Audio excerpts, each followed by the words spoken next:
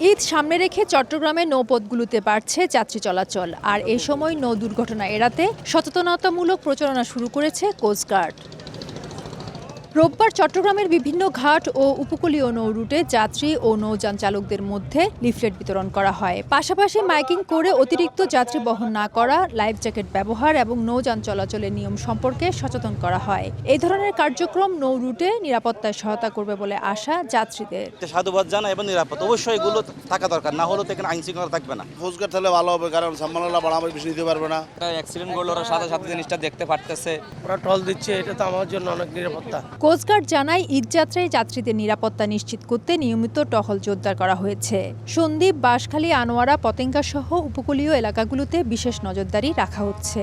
দুষ্কৃতিকারীরা যেন কোনো বড় ধরনের নাশকতামূলক কর্মকাণ্ড সংঘটিত করতে না পারে, তার জন্য সদা তৎপর রয়েছে বাংলাদেশ কোস্টগার্ডের প্রতিটি সদস্য, যার মাধ্যমে যাত্রীদের নৌযাত্রা নিরাপদ থাকবে বলে আশা করা যায়। কোনো নৌযানে অতিরিক্ত যাত্রী বহন বা নিরাপত্তা বিধি লঙ্ঘনের অভিযোগ পাওয়া গেলে তাৎক্ষণিক ব্যবস্থা নেওয়ার কথাও জানায় কোস্টগার্ড।